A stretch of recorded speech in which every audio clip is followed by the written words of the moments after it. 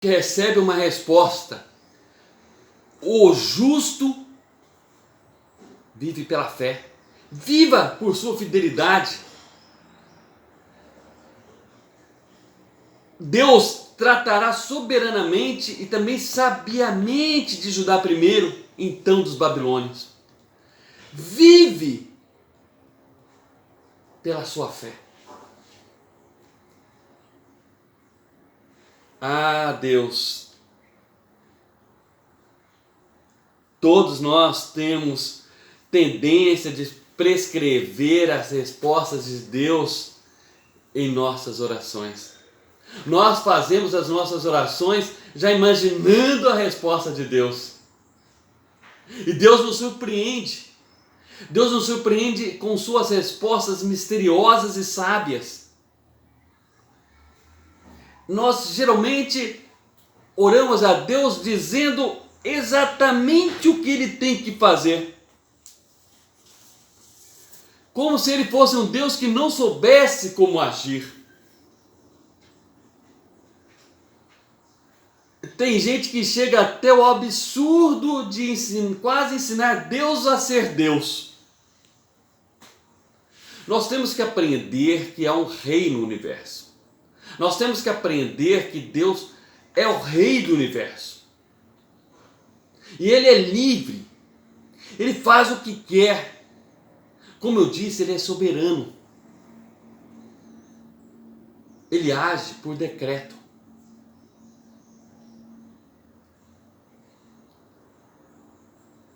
A fé que triunfa, meu amigo, é aquela fé que descansa na liberdade divina. É aquela fé que sabe em quem tem crido. Que sabe que Deus nunca erra. Que suas respostas podem a princípio parecer estranhas. Sem sentido.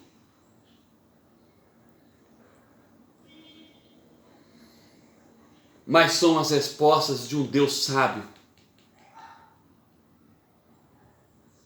que tudo vê, que tudo determina.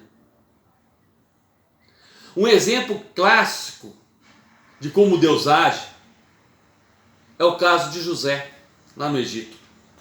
Ele foi vendido como escravo por seus irmãos. Ele foi vendido como um qualquer por seus irmãos. E ele se tornou segundo em poder na terra do Egito. E através da sua ação, de toda a sua história, José pôde salvar a família de seu pai. Ele pôde salvar a nação de Israel, que se tornou nação lá no Egito. Aquele povo nômade se torna o povo de Deus lá no Egito. Meus amigos, Deus é Deus.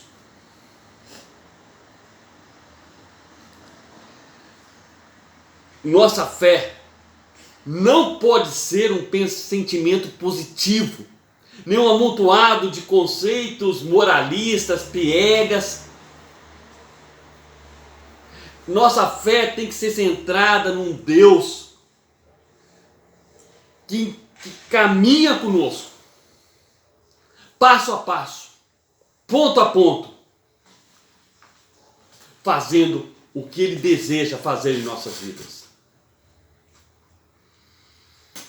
Nós pensamos sempre que Deus pode se manifestar apenas de um modo, de uma forma. Mas a Bíblia ensina que Deus se manifesta de várias maneiras, de várias formas. E Ele responde às nossas orações como Ele quer, no momento que Ele quer, da forma que Ele quer. Deus é Deus e Ele sempre vai permitindo que as coisas aconteçam. Ele pode fazer com que as coisas aconteçam da maneira diferente como queremos, como que prescrevemos. Porque tudo tem um fim.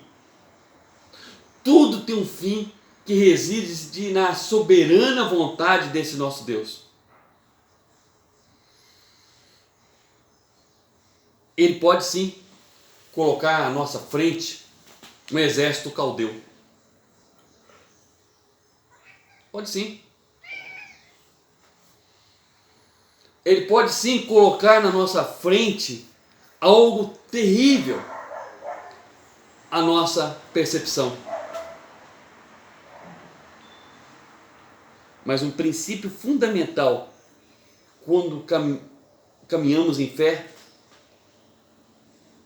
é que devemos estar preparados para o inesperado.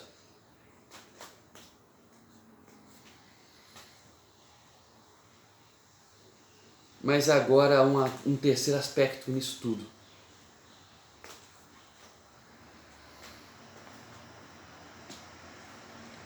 Queremos que Deus realmente responda às nossas orações ou apenas que Ele nos beneficie? Então preste atenção nesse terceiro aspecto. Ele usa muitas vezes elementos estranhos para nos corrigir. Deus poderia ter agido ali no tempo de Abacuque e ter disciplinado aqueles sacerdotes corruptos, aqueles juízes corruptos, aqueles governantes corruptos, de uma maneira diferente. Mas ele manda um exército caldeu terrível para atacar Judá, atacar ali o povo e destruir tudo e levar muitos cativos. O povo caldeu era um povo terrível. E Deus o levanta para disciplinar o seu próprio povo, o povo da aliança. Abacuque não podia imaginar tal coisa. Isso era tremendo para ele. Mas aqui é um instrumento interessante. Deus usa quem Ele quer. Usa quem Ele quer. No curso da história, Deus tem usado instrumentos estranhos, inesperados para a realização dos seus propósitos. Ele usou Pilatos, ele usou Herodes, ele usou Saul, ele usou uma mula.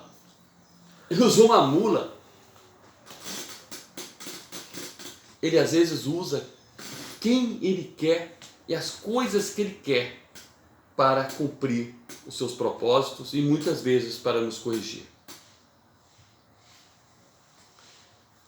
Quantas vezes somos acometidos por enfermidades, pelo desemprego, por uma crise conjugal, por injustiças, por tragédias em nossas vidas, que a princípio nós não sabemos por que isso aconteceu conosco, porque eu, Senhor. Não é isso que nós fazemos, como Abacuque fez? Por quê? Deus é livre para usar qualquer instrumento para disciplinar o seu povo. Deus corrige a quem ama. Lá no Salmo 119, no verso 71, o salmista diz assim: foi-me bom ter sido afligido para que eu aprendesse os teus estatutos.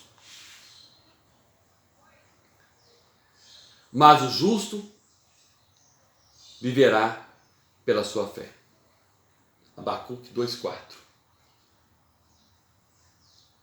O triunfo da fé.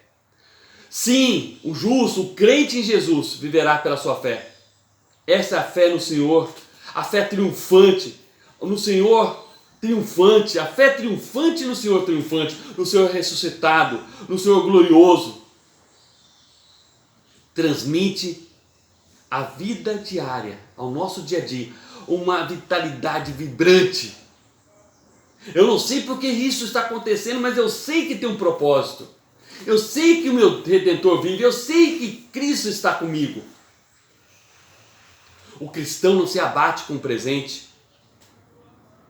embora o veja momentaneamente como sombrio, muitas vezes como sendo sombrio demais até. Ainda que a figueira não floresça, ainda que não haja fruto na vida, ainda que o produto da oliveira minta e os campos não produzam mantimentos, as ovelhas sejam arrebatadas do aprisco e nos currais não haja gado. Todavia eu me alegrarei no Senhor, exulto no Deus da minha salvação. Esse texto é uma declaração de fé. A fé em um momento de crise inigualável, um momento de dor. Faltariam figos, faltariam uvas, azeitonas, os campos não produziriam alimentos, o rebanho seria exterminado. Nós estamos falando de uma nação agrícola. Nós estamos falando que a economia de Israel seria desmoronada. Um curral sem gado. A fome. E qual a atitude do profeta? Desespero, angústia, inconformismo? Não, fé. A fé triunfante. Abacuque nos ensina que a resposta à crise é a fé. Sua esperança não brota de emoções, mas de uma fé viva, de uma fé vibrante, uma fé que crê, que não se abala. Aqueles que confiam no Senhor são como um monte de Sião, que não se abala, estão firmes, sempre, sempre firmes. Salmo 125, verso 1 diz isso. Ainda que a figueira não floresça e não haja gado, todavia eu me alegrarei no Senhor. Que fé no momento de uma crise terrível, no momento dessa crise, a alegria. No momento dessa crise, há uma lição aos cristãos aborrecidos, murmuradores, emburrados com Deus e com o mundo. Façamos como Abacuque. Vamos manter a nossa fé em Deus, mesmo que Ele se mostre indiferente às nossas orações. Vamos manter a fé mesmo que as suas respostas às nossas petições sejam inesperadas. Vamos manter a fé mesmo que Ele esteja usando instrumentos dolorosos para nos disciplinar, para nos mostrar o caminho que devemos seguir, para nos educar, ainda que venhamos a perder tudo.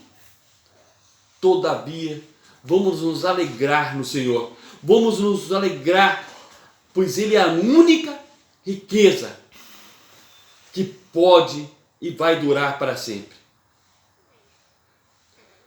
Eu sei que o meu Redentor vive. Eu sei em quem tenho crido. Essa deve ser a nossa fé. Essa deve ser a nossa oração. Que o Senhor Deus nos abençoe. Que o Senhor da fé nos abençoe. Rica e poderosamente. Amém.